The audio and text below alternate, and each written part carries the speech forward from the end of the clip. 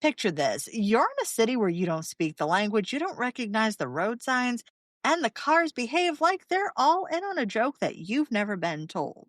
But the reality is that it's not you as the confused tourist. It's actually a self-driving car from Arizona. In February 2023, Waymo proudly announced that its autonomous vehicles had driven over 1 million miles on US roads without a human behind the wheel. Fewer accidents than human drivers, like safety stats, and the future apparently had arrived. But here's the catch. The future was tested on a very specific slice of the world. Wide roads, clear signage, relatively orderly traffic, and a particular set of cultural norms about what good driving looks like. Our guest today is Katharina Reinecke. She argues that technology is never just about the code and clever algorithms. It always carries the fingerprints of whatever culture that made it.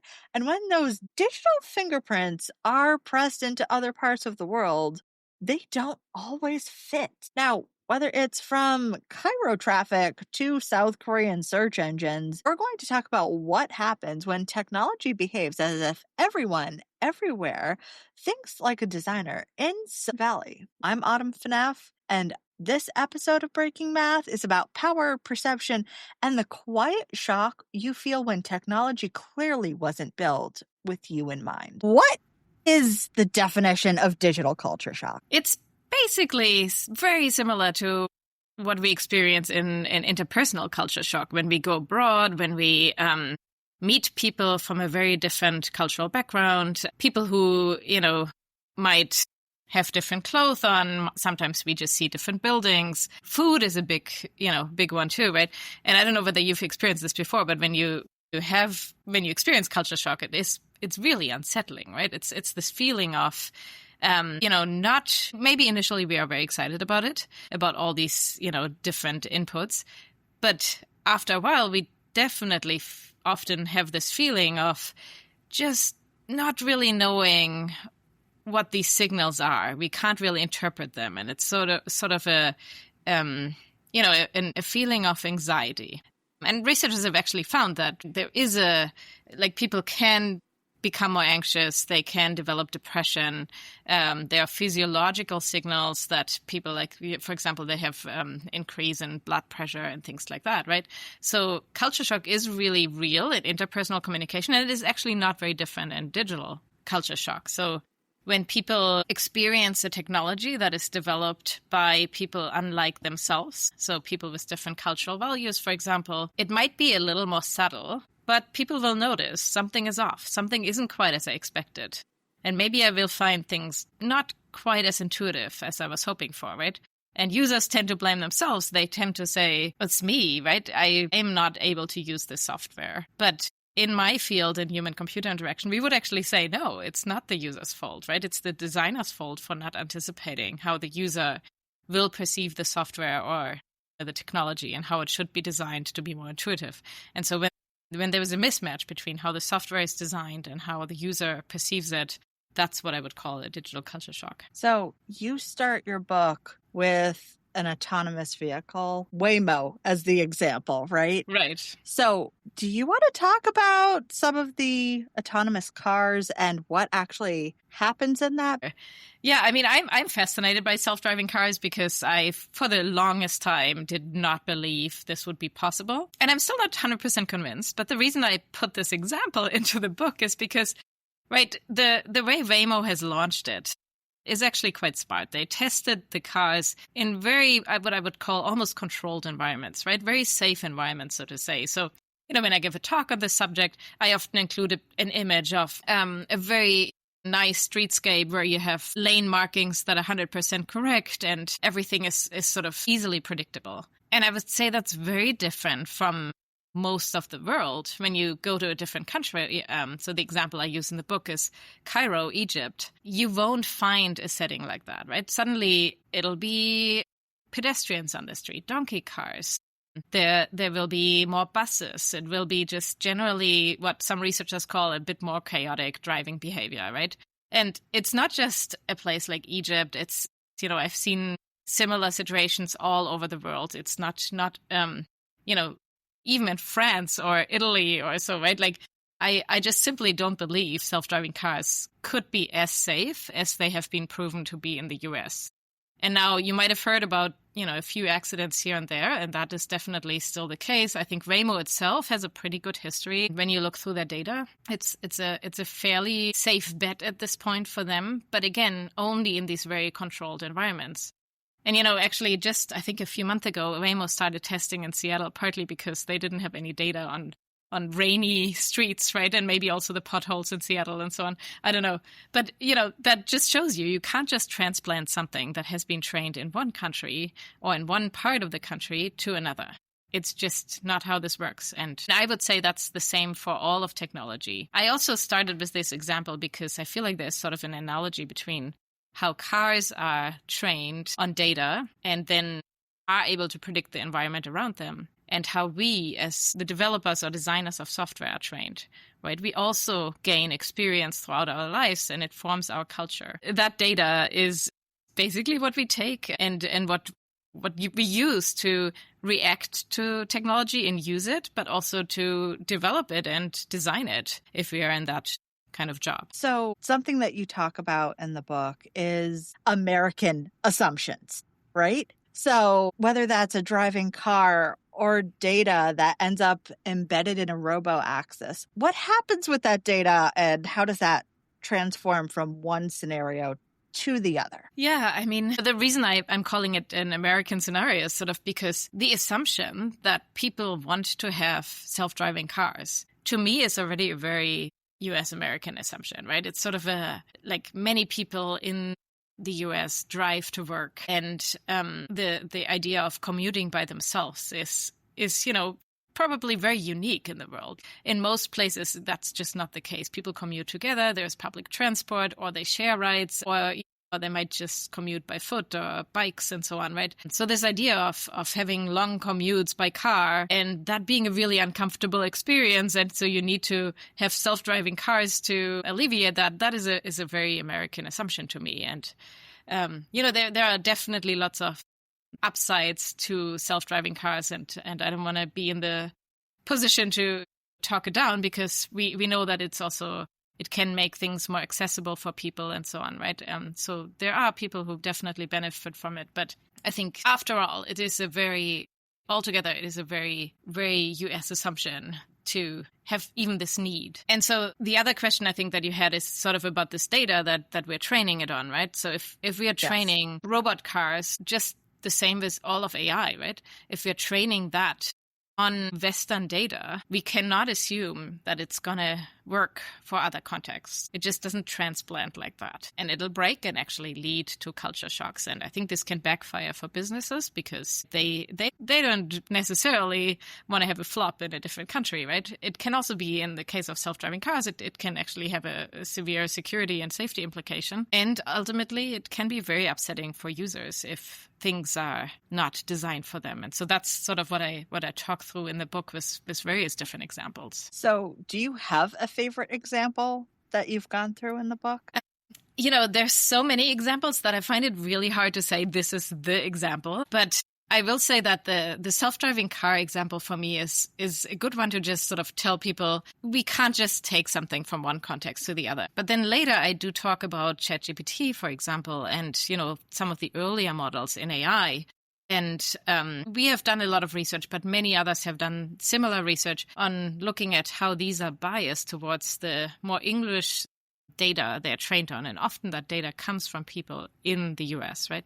And that data is inherently biased towards the views of mostly North American people. And, you can see this when you ask these language models, these AI chatbots, when you ask them questions about, for example, the World Values Survey, which is a large-scale survey that social scientists have done with people around the world to understand their values. When you ask a chatbot these questions, you'll see that it gives out responses that are very much aligned with people in Western countries, but not very aligned with people in the rest of the world. And so you can just imagine, right, if a chatbot is there and tells you about, it's maybe it doesn't believe in equality, or maybe it does believe in equality, right? But if these things don't align with your values, it is really a problem. And what we've shown in our research is that it actually, when people interact with it, even within just 5 minutes, it can trigger reactions very similar to culture shock, including this feeling that it has a negative influence on your well-being and so on. Technology isn't culturally neutral. Now, what are some of the most important values or norms that you see when quietly encoded into some of these mainstream digital products? You just talked about ChatGPT, but there's other AI training models as well. This is a great question. One of the most prevalent assumptions, and I would call it a misassumption, is that technology is always about efficiency. And I have to admit that I grew up in Germany and I did my PhD in Switzerland, and I felt like it was sort of indoctrinated in me that we need to be efficient, and people in Germany tend to be on clock time rather than on event time. Right? We really, the clocks in our lives really rule our daily procedures and so on. And so designing technology around this idea of efficiency and making things more efficient has always been very natural to me. But I'm starting to question that, because some of the research we've done is that, where we've actually looked at how do people interact with each other online. What we saw over and over again is that there are many people around the world, often people who tend to be more collectivistic, so more group-oriented. They might take a longer time to build trust with each other, and they actually work really hard to maintain relationships and to build them in the first place. And all of that requires a lot of social interaction, right?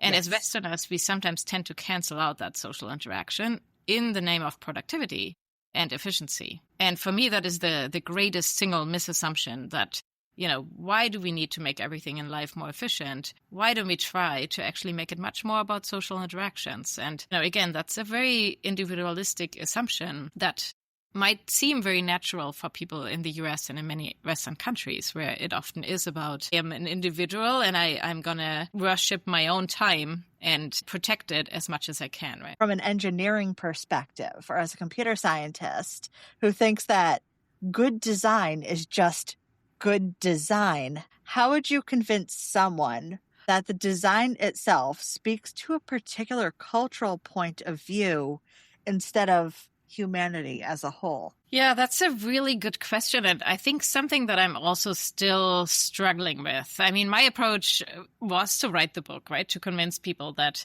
we have all these different values in the world. And I can say with some certainty that I don't think all of these values are worth supporting through technology.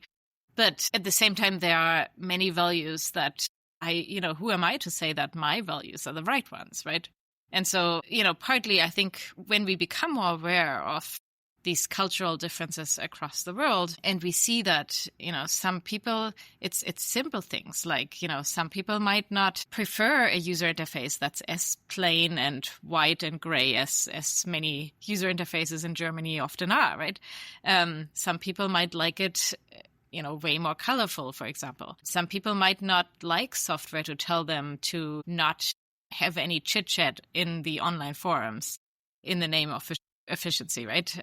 Yes. Instead, what we've seen, and you were mentioning India, right? Like we've seen that Indian participants in our studies were often saying, no, we like we like being able to talk to each other and having this chit-chat in order to build these relationships. And yes, we still want an answer to our questions in these question and answer forums, but we don't see the urgency to get this right away as some of our Western counterparts do. So underneath a lot of these apps and devices, there's decades of research about how humans think and behave, or at least what they claim. So when we look closely at humans and when they're being tested in the lab, it turns out that a very large portion were Western educated, industrialized, rich, and living in democracies. So these so-called weird populations, which is being studied like penguins. So for listeners who haven't heard of this term before, what are weird populations? Where does it come from? And why does this acronym matter? Yeah, so this acronym was coined by psychologists who found that most studies are done with North American undergraduates, right? And it's very simple. We do a lot of research in North America, and then we tend to just study people who are readily available, right? And so these are North American undergraduates who often have to take these studies for credit or just to earn a little bit of money and so on, right? It's a very simple thing, but it has these unintended side effects of that we know a lot of knowledge, and, we know a lot about the behavior and the thinking and how people use technology in North America, but we don't really know very much about the rest of the world. And in fact, in some of our studies, we found that, we only know things about roughly 12% of the population, because the rest of the population is just almost never being studied. And this is an issue because for the longest time, we've actually assumed that a lot of these human behaviors are very universal. And now we found, whoops, they're not. These psychologists at some point published a paper, and they called it The Weirdest People in the World. And in that paper, they showed how the findings about North American undergraduates tend to be on the extreme end of a spectrum when you compare it to other populations across the world. And this is anything from how people make decisions to how they behave in other settings and so on. And so we ultimately, when we design technology following these ideas about weird populations, we make that technology, we basically optimize it for weird people, and we leave out everybody else. Given this weird bias, what's an example of universal design or guidelines that fall apart from the moment we test something somewhere else? I know you talk a little bit about certain forums. Right, exactly, yeah. I mean, this is really difficult because I personally do not believe in universal design. I don't think there is any designs out there that are really universally suitable for everybody. And, people might want to fight me on this, but I will also say that I think we just simply don't know enough yet, because we often don't study people around the world, as we just discussed, right?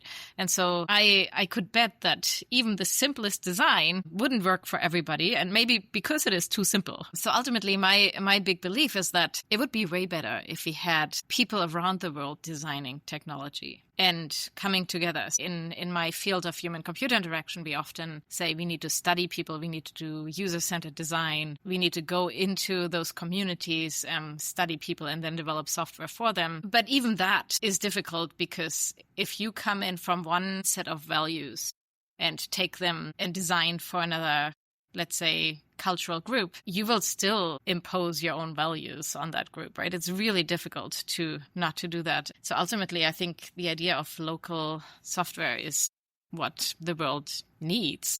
And that's, of course, really difficult, given that we have, the largest tech companies are in the US, and that might not change anytime soon. Now, you have something, speaking of the larger tech companies, you have minimalist Google versus the busy, what is it, Naver? Naver is a South Korean search engine, and yes, used to be for the longest time really the one with the largest market share in South Korea. I believe at this point Google has sort of caught up to it, but for the longest time they weren't sure what made Naver so much more popular among people in South Korea. Yeah. So as living in the US, I've never heard of that before. Now, was there anything in particular that made Naver more successful, especially when you're looking at how culture shapes what people search for using the engine? Yeah.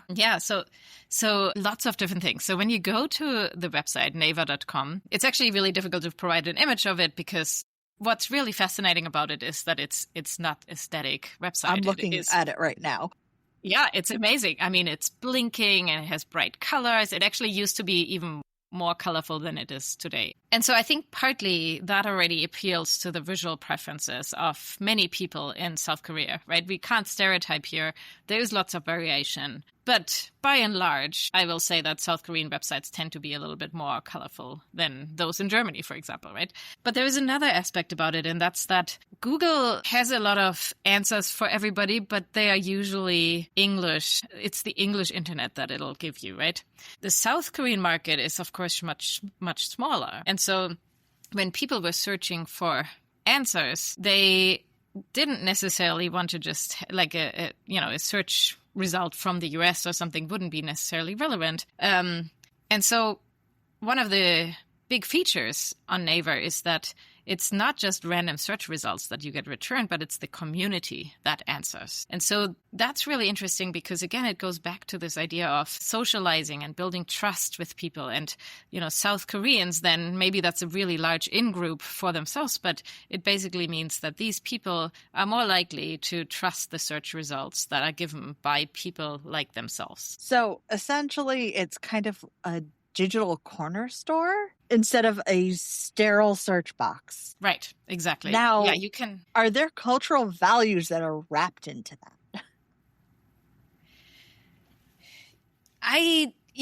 That part I am not sure about. So I think what we've seen is that in East Asian countries, we often have these one-stop shop corner store ideas in the online world, right? And platforms where you can do anything from searching to seeing the weather to trading stocks to going shopping and all of that, right, in one platform. And these mega platforms tend to not be a thing in the Western world. But I actually don't know which cultural values would align with that idea of designing such huge online platforms. Because what I've seen, just thinking about this, you have Yahoo Japan and Baidu is the other platform. And it seems as if Google is so slow to recognize that a minimal interface wasn't just a one-size-fits-all solution. Let's take it back to even AOL in the 90s. You would pop up with that homepage and all the color is right there. Yep. Are we just seeing that it's being as like a cut and paste solution for us in the Western world, making things look so sterile and standard? Well, it's really interesting. I mean, there seems to be something here, right? Somebody came along and said, we need to make this really simple. And, like the simplistic design was basically what made Google really famous and people loved it, right? In the Western world. And it's fascinating to me, actually, because I do think that it doesn't translate to other contexts, but I also think there was something there already that many usability experts were always saying, the least information you have on the user interface, the better. That was always, we were told that's the case. And clearly in this case, it didn't hold true for other contexts and for other countries around the world, right? And so it's interesting. Somebody made that assumption. They clearly had that value. It worked out okay for people in Western countries, but then that promise sort of broke when they tried to enter other markets around the world. So we also see this parallel in using Stack Exchange. I'll date myself. A few years back when I was in grad school, I noticed that there was a huge contrast in students and how they searched and sourced their information, because a lot of folks here just know of Stack Exchange, while you have another very huge platform, which is Zhihu. And those two platforms are built around questions and answers, but very different expectations. Do you want to talk about the differences in them and how they source their answers? Yeah. So again, the interesting part is that Stack Exchange, promise of Stack Exchange is to make everything way more efficient, right? You want an answer, it's going to be right there on top. And it's being sourced from the answers of a community that is contributing to Stack Exchange, right? A few years ago, a student came to me. His name is Nijini Oliveira, and he's from Brazil and has actually worked with me ever since. But back then when he came to me, he was saying, Katharina, I think Stack Exchange is really one of these examples that's super individualistic. And I was like, really? How so? And he was pointing out all these different things on the platform that I had never really noticed. But it is this focus on efficiency again that he was pointing out. So it'll say things like, there's no chit-chat here. And actually in its guidelines, Stack Exchange will even say, don't thank people when they provide an answer. You can just upvote the answer instead, right? But there shouldn't be this clutter on the interface when you thank somebody. And so he went through the entire platform and did a value-sensitive design analysis of the whole interface. And he found ton of these examples that basically showed everything should be about efficiency. And again, that's really different from how many people prefer to work with each other, and just taking an answer from somebody that you haven't even known and making it all about competition. That's really the difference here. And now, Stack Exchange is also really interesting because this upvoting has worked in many ways in the Western context, right? How a lot of Westerners are being motivated to contribute something to the platform, right? And so they will go on and answer questions or pose questions too, and they will gain a little score. But when we asked Indians and Chinese participants about their feeling about this and how they might want to redesign this, they repeatedly said to us, we don't like being reduced to a score. And we also don't really like this form of competition. Instead, we'd like to work together in a group and become experts at this and really develop relationships with each other so that we can help each other. Now, thinking about this in another sense, in places like Namibia and Qatar, people adapt Facebook to local hierarchies and norms, right? So, for example, who's allowed to friend whom? And what do these adaptations tell us about the limits of supposedly egalitarian global platforms? Right. I think it's super interesting to look at Facebook because the assumption was always everybody should just be able to reach out to anybody else and befriend that person, right? Everybody's also suddenly on a first name basis, which is my friends and students in India always laugh at this. They're like, I would not even call my dad with, his first name. It's just not something you do. So in Western societies, it might be way more common, but I think, again, it's especially common in the US and not so much in many other places. But yeah, this idea of just reaching out to, a person and befriending them, that assumes that it's a very flat society. But we know from lots of cultural theory that there's, for example, this concept called power distance, right? So different cultures have a different power differential in society. They see equality differently. They might have more of a hierarchy and so on. And so this idea of reaching out to somebody might actually be almost offensive when that person is higher up in hierarchy. And it could also be the other way around. But again, because Facebook doesn't have any affordance to change the way somebody reaches out to somebody else, it's sort of, it opposes this Western mindset on many other societies. And actually, that's one of the examples where when I tell people about this concept of digital culture shock, that's one of the examples they often will refer to and say, that's when I first noticed that software is just simply not designed for us. Now, as we move deeper in the book, the stakes get higher. It's not just about preference, it's also about power. So whether this is ride-sharing apps in Dhaka with English interfaces are fixed, or when AI image generators redraw South Asia to look like Western Europe. So what happens when technology stops being a tool? It starts feeling like a new empire, and especially one that colonizes meaning instead of territory. What, in your view, made cases more than just a bad localization job? Take Uber, for example, and make it look like a form of digital colonialism. What, in your view, made that case for more than just a bad localization job? For me, the imperialist discussion isn't necessarily only about content moderation, right? That's maybe one of the it's a very strong example of it, I think. Where it's very apparent, right? Somebody owns this platform, makes the decisions. I talk about some of the examples that came up from other researchers in my community, in the human-computer interaction community. And many of them have studied, for example, Uber being deployed in Dhaka and Bangladesh, right? Or Quora being deployed also actually in Bangladesh, and this idea that it's now a Bengali platform. So it serves the Bengali language market, but that market actually spans both Bangladesh and India.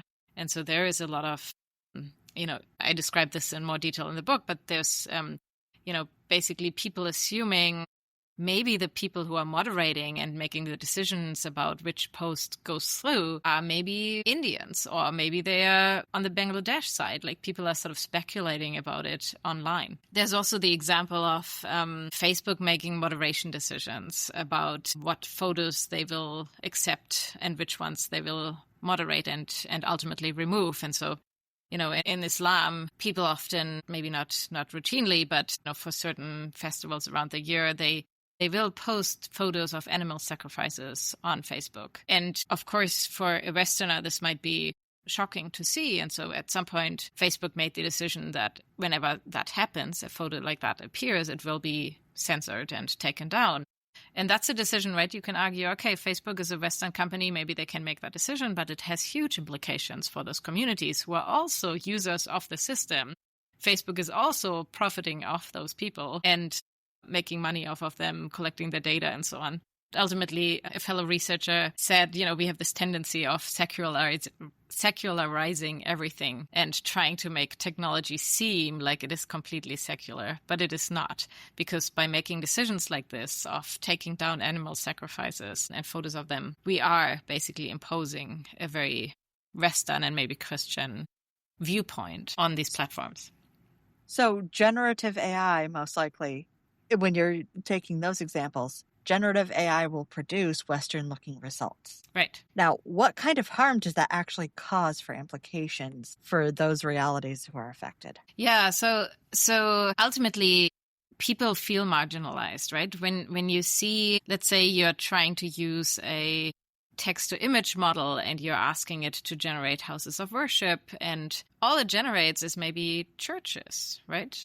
Rather than any of the various different houses of worship that could be more familiar to people in places around the world, then that makes people feel marginalized and sort of not seen. It feels them being overruled by the technology and its decisions. And so, in human-computer interaction and in many other fields, people have called this a form of digital colonialism. It's sort of this idea of, really, it's a new form of colonialism where decisions are being made by tech companies that are often situated in Western context, not always, but many times. And they make these decisions and basically transfer values and impose them on people around the world. Now, when an AI sounds like it shares the values of this digital colonialism, what worries you the most about these systems, especially if they become everyday infrastructure? Yeah, one of the big worries I have is that we become more and more dependent on them, right? And as you said, it is a form of infrastructure. It is, not that different from our electricity grid or, maybe,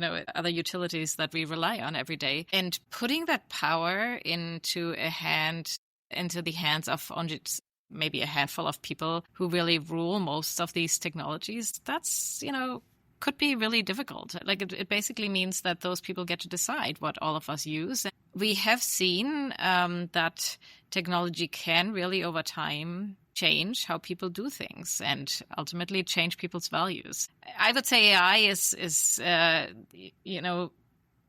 even more powerful than all of the technology we already use because it makes it seem so human-like. And so this anthropomorphization really leads us to more quickly adopt the values. So essentially, should these systems code switch, whether that's changing tone, behavior, values, visual style, to fit different contexts? So the short answer is maybe. It's a difficult answer. It's actually part of our ongoing research, because what we found is that when we make these systems code switch, some people actually find it creepy, right? It's almost like, well, come on, we know this technology was designed by some Western guy in Silicon Valley, maybe, and now it's pretending to be like me. That's basically, it amounts to mimicry, and it's something that not everybody appreciates.